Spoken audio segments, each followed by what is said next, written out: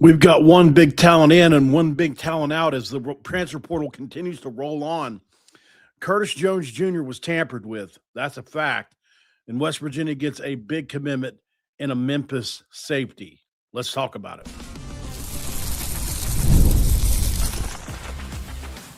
You are Locked On West Virginia, your daily podcast on the West Virginia Mountaineers, part of the Locked On Podcast Network, your team every day.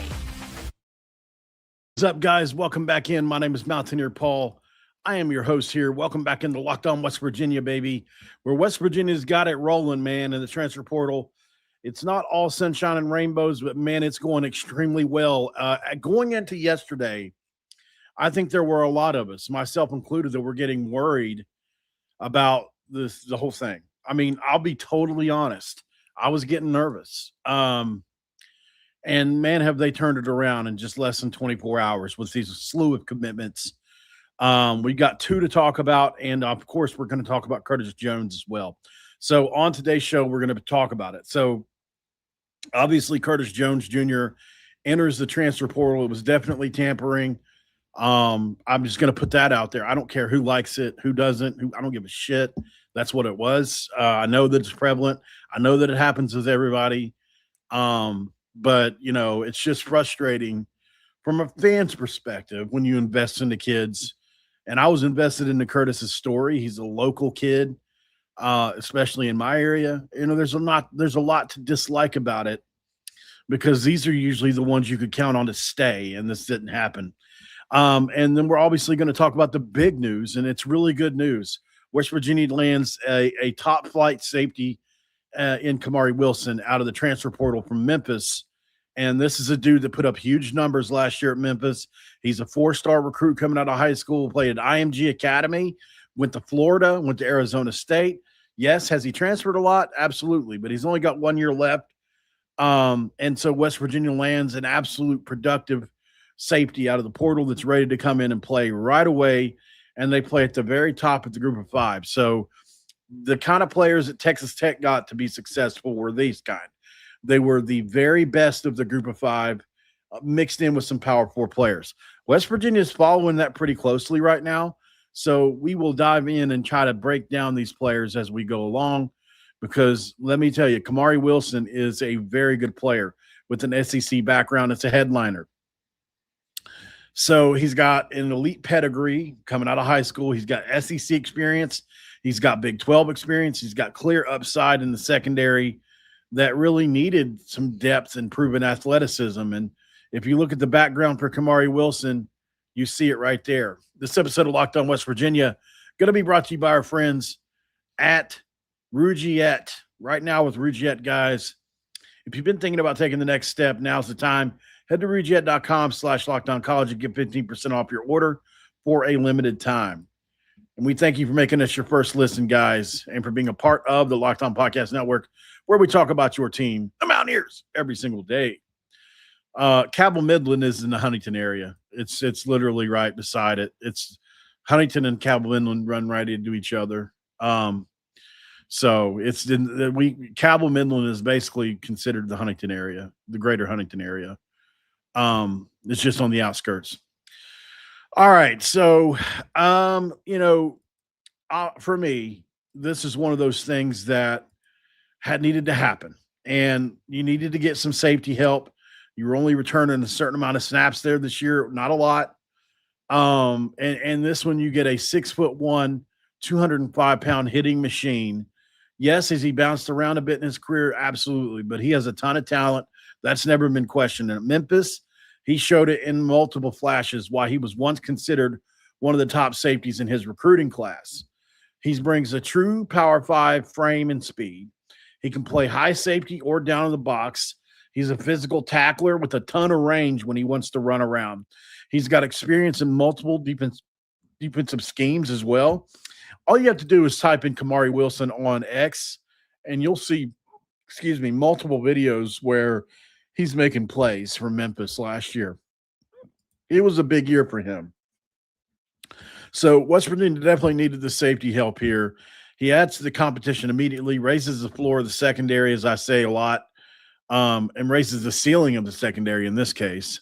And I think he fits the modern Big 12 need for safeties that can cover and hit.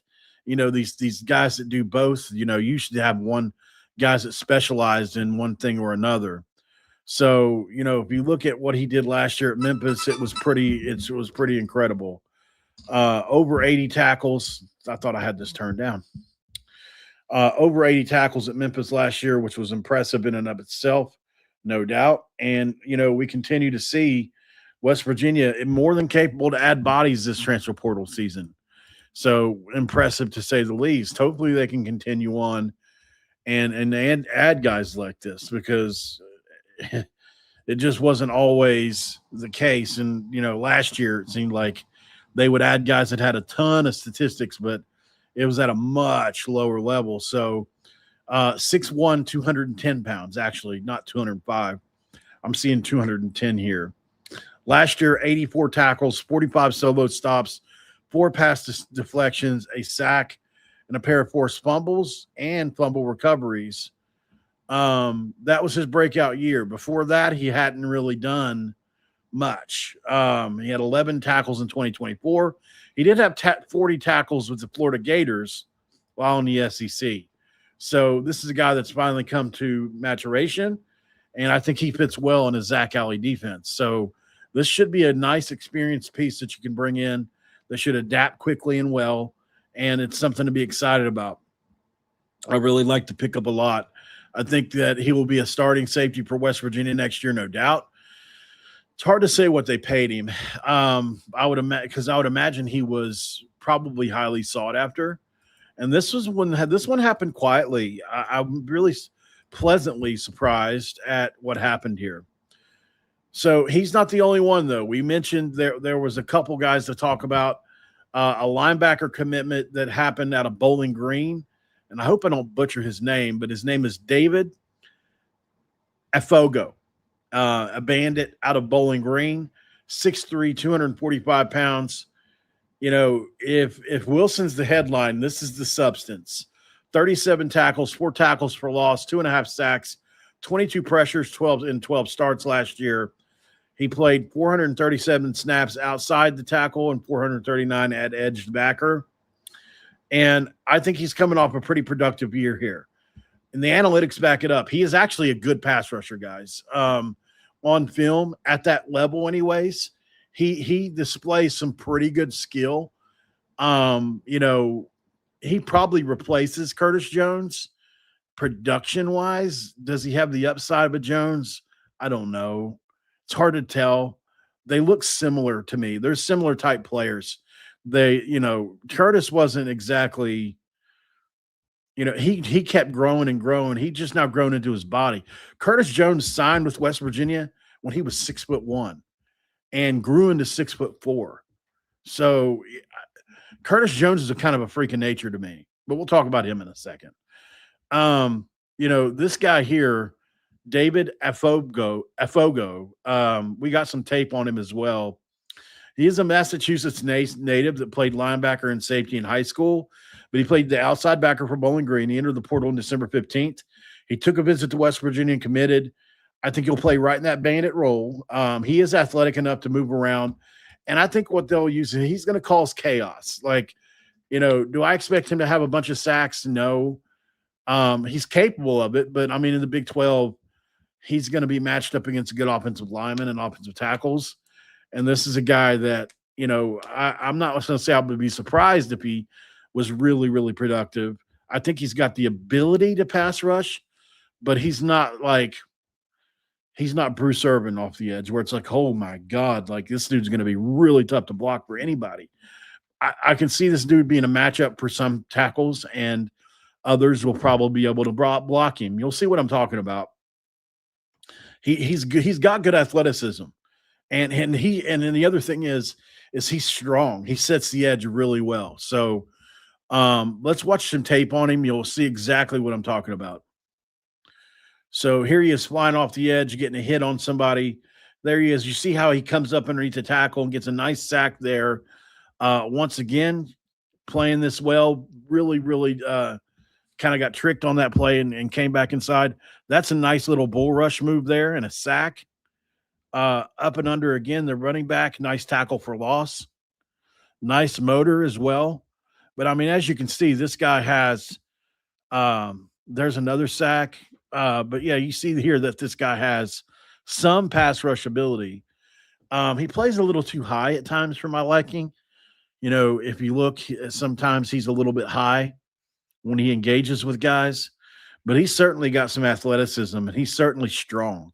I think that's my opinion on him. So you'll see he sets the edge well. Look right there, boom, set the edge, stack, and rip or release. I mean, so a pretty good job there.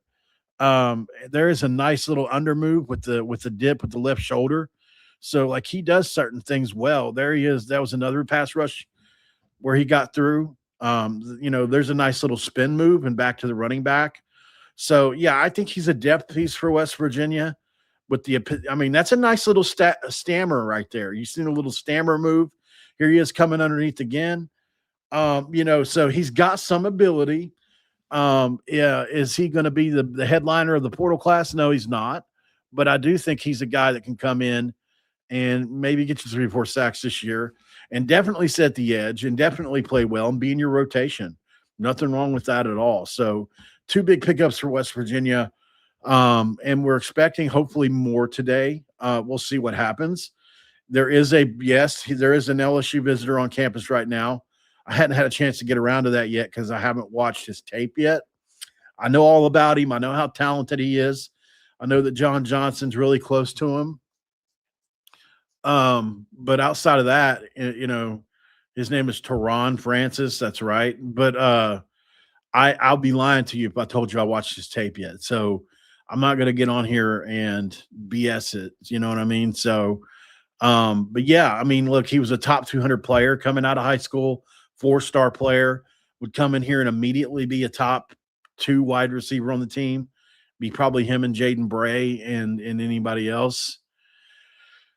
And you know, you're kind of rolling the dice on a player like that because you just never know how they're gonna adapt. But certainly you could get excited about that, right? I mean, you got to take chances on players like that because you know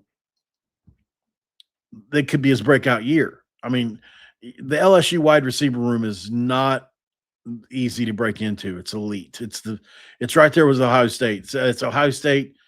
It's probably Ohio State, LSU, USC. Like those are probably 2 of the top 3 wide receiver programs in the country every year. And so they're just really hard to break on the field too.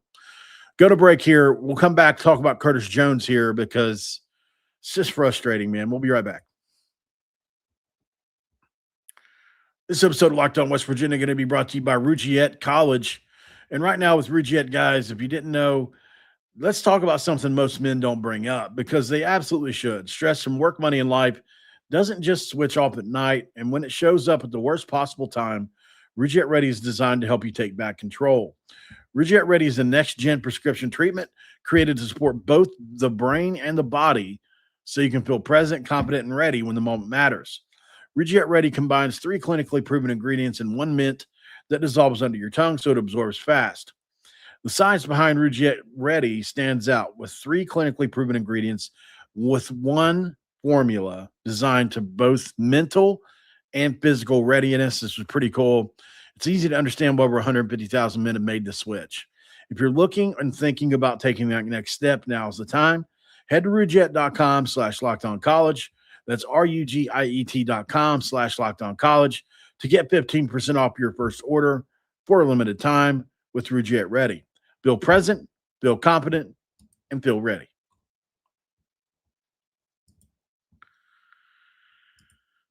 And of course, in segment 2, we crack open a do. I love that it makes people mad that I do that. I do. I really love it.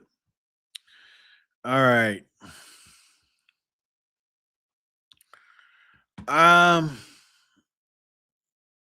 So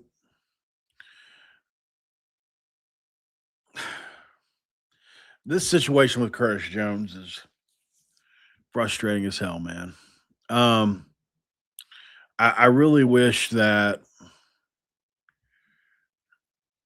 things had gone differently here. Him entering the portal and all, and it's expected that he will. I heard some people talk about maybe a do not contact tag. I wasn't told that, but wouldn't be surprised. Does he have a do not contact? I didn't check. This is where college sports is at, and it's complained about every day. It's overdone. I get that. I'm not anywhere new, or I'm definitely not a Johnny come lately here. I mean, I've been complaining about it for a while, but you know, this is a West Virginia native that grew up in West Virginia whose dream was to play for West Virginia, and he's being bought and paid for because who can turn down this money? He was not in the portal. I've confirmed that. He was not in the portal. This offer came through from an agent or somebody pretending to be an agent or representing an agent. And of course, then you have to think about it. And we really can't have a discussion about this large quantity until you're in the portal, is how it goes. And then they enter the portal. Um, and that's it, and I feel like, I spoke to people that were directly close to that situation, and I feel like it's not Curtis's fault. I don't want to blame Curtis at all. He just turned 20. He was 19 just a few months ago.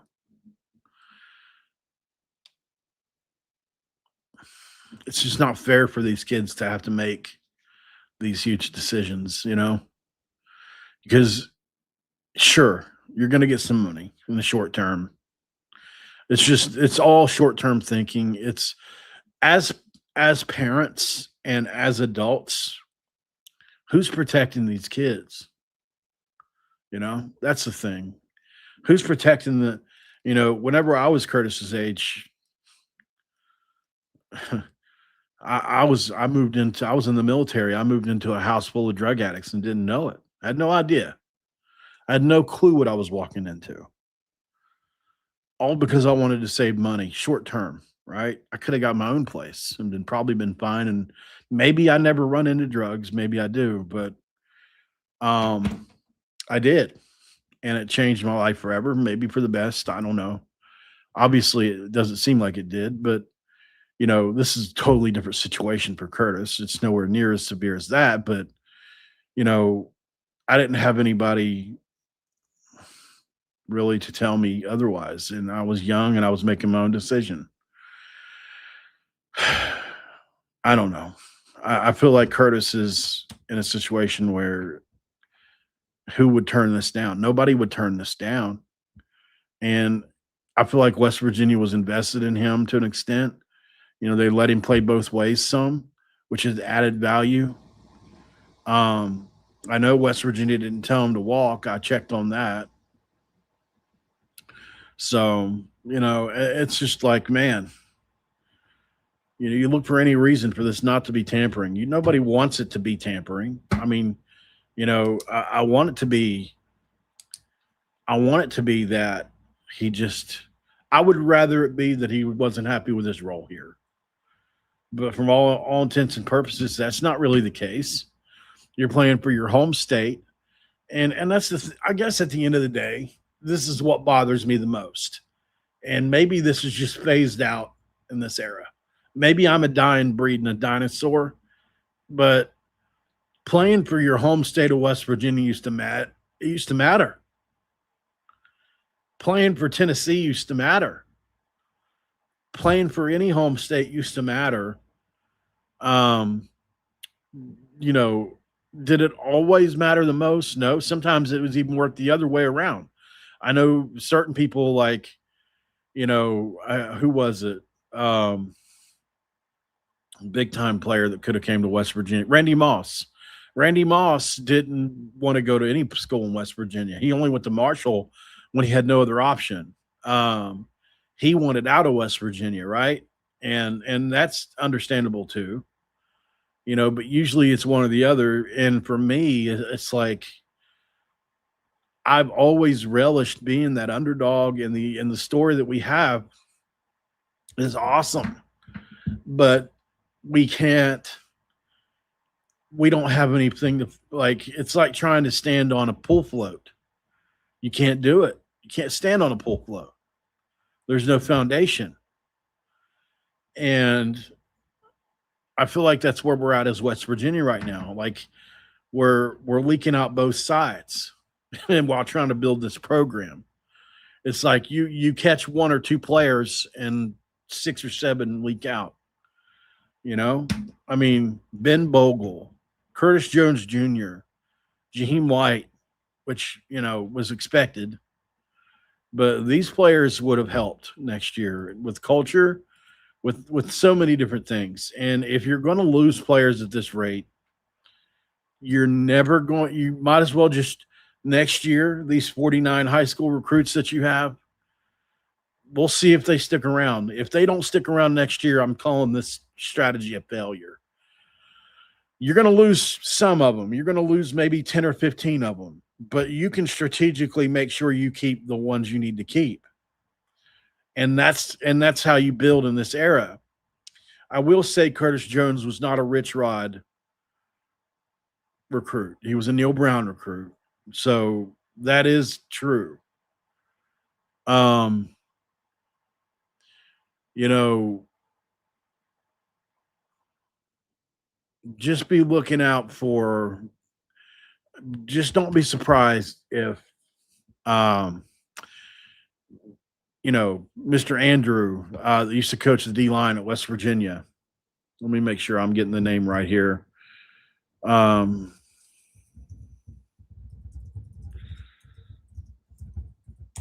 Make sure I'm getting this right. Yeah, Andrew Jackson.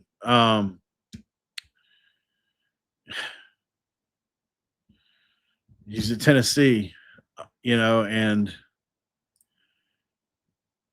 I don't know this to be the case, but I'm told that this is the one. So if Curtis Jones doesn't end up at Tennessee, I'll be surprised. And I haven't confirmed that. This is just me putting 2 and 2 together. Maybe he won't go to Tennessee. Maybe it's a team out of left field. But it certainly seems like, when it comes, here's something that an agent told me once, and I've held on to it ever since. Tampering in the portal is 99% either former, prior, or just now made relationships, So we'll see if there's a connection wherever he goes, to see where it is and who it is. That's all I'm going to say, man.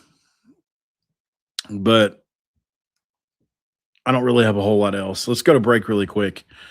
Let's look at the entire class. How about that after the break, and then we'll talk about that. We'll be right back. This episode of Locked On West Virginia going to be brought to you by our friends at FanDuel. And with FanDuel, guys, listen, the college football playoff is here, and giving FanDuel the rights is awesome because they deserve it. But FanDuel's giving back. All customers have even more ways to get in on the action in every single game when the playoffs start. Because right now, every college football playoff game day, FanDuel users get a profit boost waiting for them in the app. Pretty good stuff. Here's what I love about it. You get a profit boost on the bets you already feel good about. Ride with the favorite team when you think a team controls the matchup. You can take a shot on the underdog if you feel you got an upset coming, or you can build a parlay around the players and moments you think decide a game. Then you apply a profit boost and go after even bigger winnings. And when you win, FanDuel pays it out instantly. There's no waiting, which is perfect for the playoff football, right? FanDuel is the best place to get in on the action for sure, right? All playoffs long, so you can visit FanDuel.com to get your favorite college football playoff boosts every single game at FanDuel.com. All right, guys, we're back here in Locked On West Virginia in segment 3. Thank you guys so much for being here. We'll see what happens. I think for now, I'm pretty excited about the overall staff at West Virginia, or the overall class at West Virginia. It's gotten so much better. over the last couple days. 1 second here.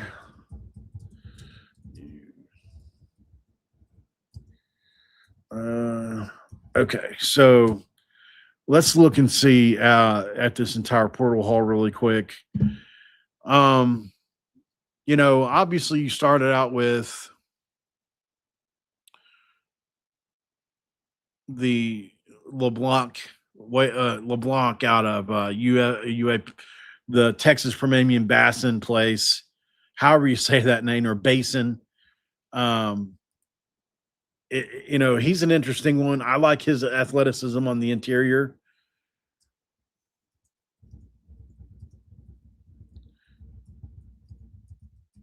He's a guy that I think can probably be at least in the rotation, maybe start. I like his tape. It's just you just never know when it's a guy that's played at such a low level. We learned that last year. Some guys work, some guys don't. Jameer Latimer is a huge pickup. I think he's great. Malik Hawkins, guys, look at the names that we have in here in our secondary right now. Malik Hawkins, pretty good, right? Oklahoma, he's young, obviously. Jameer Latimer, that's Wisconsin. That's pretty good, right? That's something to be excited about. Kamari Wilson played in the SEC and at Florida as a former 4-star player. So, is West Virginia getting some sneaky hits? We'll see. I mean, I can see it's the total opposite of last year.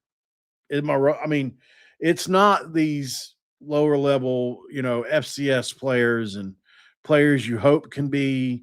No, these guys are all proven players except Hawkins, who at least he's got 4 years of eligibility. I mean, surely to God, if he sticks around, you can hopefully get him there. Obviously, Michael Hawkins Jr. is extremely talented and could be quarterback one, but if not, you've got Scotty to fall back on. Malachi Hood, the linebacker from Illinois last night. Isaiah Patterson, who was already a P4 player in the past, but had bounced down to UNLV to come back. Every single one of these players have been at the Power 4 level at some point, except for one or two. DJ Epps from Troy, but you look at him on tape, and he's a little scuttlebug, the kind of player that Rich Rod really likes. Prince Strawn is the guy I told you guys a story about the last week. The guy that left West Virginia in the middle of the night last year. I think I said this on another show, but Prince Strawn, the USC wide receiver that just committed to West Virginia. It's so funny because he was in the portal from Boise last year. And I was telling you guys this story, but I can't remember if I told it on the show or not yet. But Prince Strawn was at West Virginia on a visit last year. And he left in the middle of the night at like 2 a.m.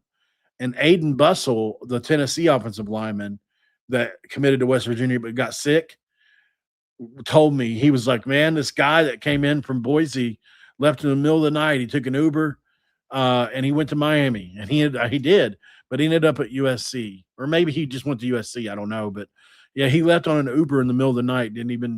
I don't know if it was the day after, if it was the night after the West Virginia visit and they were going to day 2, or if he just didn't visit at all. But, yeah, he was like, man, he just took off in the middle of the night, got an Uber, and took off to the airport. I'm like, gosh, man, that's the portal for you. So, anyway, Prince Strawn, though, is a guy that, I really do like a lot too. And he's got some ability at 6'5". He can really run. And he's not blazing fast by any means, but he's a possession type receiver. Very similar to like a Bryce Ford Wheaton. Kamari Wilson, who you just added, huge high impact defender, right? David Ofogho is a good solid depth piece. But, other than that, I think all these guys they've added so far, let's mark them starter or backup. Jameer Latimer he'll get first team snaps. I don't know if he'll start, but he'll play a lot of snaps. I think he'll start. Malik Hawkins, I think, will play a lot of snaps, has the potential to start. Michael Hawkins, he's either going to be quarterback 1 or quarterback 2. It's hard to tell at this point. Malachi Hood's going to start at linebacker. Isaiah Patterson's going to play a lot at linebacker. David Ofogho is going to be a backup. Will LeBlanc is going to be in the rotation. I don't think he'll be a starter. Kamari Wilson's your starting safety, just somewhere. DJ Epps will play He'll probably be one of the top 4 receivers. Prince Strachan will probably be one of your top 4 receivers and until we get other people in. And then Cam Cook is running back number 1. So I like the class so far. So that's 1, 2, 3. So that's 1 quarterback, 1 running back, 1 wide receiver, 1 linebacker, or 2 linebackers, 3 DBs, a defensive lineman, and an edge. No offensive lineman yet. And that's the number 1 position of need for West Virginia. But that's 1, 2, 3, 4, 5, 6, 7, 8, 9, 10, 11 players that you've added. Rich Rod said 15. It's going to probably be more like closer to 20. I would imagine you add 9 more. I'm assuming Hawkins probably cost $1 million. Cam Cook probably cost $500,000 or $600,000. Epps and Strachan, you probably paid $200,000 for a piece. Hood and Patterson are interesting. I don't know what you pay for them. Probably similar numbers. Jameer Latimer, Malik Hawkins, and Kamari Wilson. I would say Jameer is probably in that 2 to 3 range. Hawkins is probably it's hard to say with a young one like that. Kamari Wilson's probably more around 4 or 5. And I'm just guessing at these numbers. I have no clue, no evidence. Just based off the numbers you see what average positions go for. And then LeBlanc and Ofogho you think would be maybe $100K a piece, maybe. I don't know. Maybe they're less. But, if you add that up, it's like 1, that's 1.8.